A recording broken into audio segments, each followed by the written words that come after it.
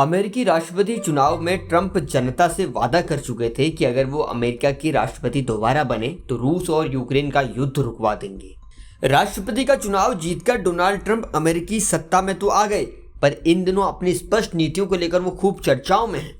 आपको बता दें कि सऊदी अरब के रियाद में यूक्रेन युद्ध खत्म करने के लिए रूसी और अमेरिकी अधिकारियों के बीच काफी अहम मुलाकातें हुई।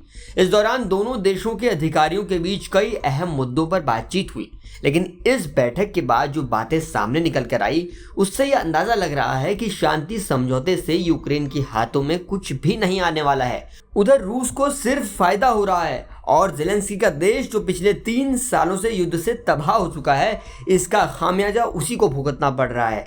आगे आज के वीडियो में आपको सब कुछ कहानी बताएंगे कि ट्रंप के शांति समझौते से यूक्रेन कैसे अपाहिज हो जाएगा।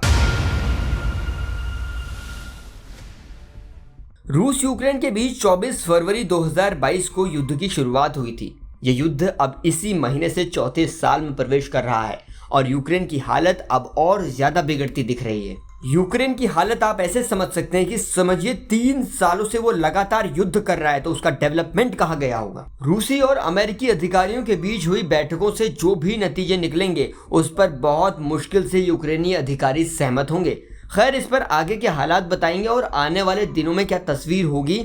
फिलहाल तो डोनाल्ड ट्रंप ने साफ कर दिया है कि यूक्रेन की रक्षा करना यूरोपीय देशों का काम है, लेकिन फिर सवाल यूरोप के देशों पर उठता है, क्या वो यूक्रेन के लिए रक्षा कर पाएंगे। पिछले दिनों अमेरिकी विदेश मंत्री मार्को रूबियो, जिन्होंने अमेरिका की तरफ से नेतृत्व किया था, उन्होंने अपनी रूसी समकक्ष के साथ बैठक को यूक्रेन शांति वार्ता की दिशा में पहला कदम बताया था। रूस के विदेश मंत्री सर्गेई लावरोव ने बैठक के बाद पुष्टि की कि वॉशिंगटन और मॉस्को यूक्रेन युद्ध खत्म करने के लिए स्थायी समाधान तक पहुंचने के लिए आगे और उच्च स्तरीय बैठक करना चाहते हैं और इसके लिए दोनों देश टीमों का गठन करेंगे। अब इस तस्वीर से आप ये समझ पा रहे होंगे कि डोनाल्ड ट्रंप और रूसी राष्ट्रपति व्लादिमीर पुतिन कैसे अब एक साथ आने लग रहे हैं। अमेरिका के विदेश मंत्री मार्को रूबियो ने कहा कि सभी पक्षों को युद्ध खत्म करने के लिए एक आम जमीन तैयार करने के लिए रियायतें देने की जरूरत होगी। 3 सालों से चल रहे युद्ध में रूस ने यूक्रेन की करीब 20% जमीन पर कब्जा कर लिया है।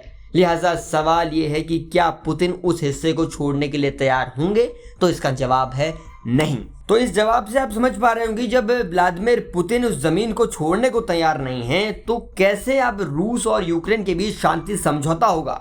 इस स्थिति में जानकार बताते हैं कि अमेरिका यूक्रेन को अपाहिज कर सकता है। सवाल फिर वही है कि क्या शांति समझौते के लिए तैयार होगा यूक्रेन देश। रूस की ज्यादातर शर्तों को मानने के लिए अमेरिका तैयार है, लेकिन सवाल ये उठता है, क्या इससे यूक्रेन युद्ध खत्म होगा। युद्ध खत्म होने के लिए यूक्रेन का भी शर्तों को मानने के लिए तैयार होना जरूरी है। ज़ेलेंस्की अब कह रहे हैं कि उन्हें यूक्रेन की सुरक्षा की गारंटी चाहिए, लेकिन अमेरिका का कहना है कि सुरक्षा गारंटी देना तो यूरोप का काम है।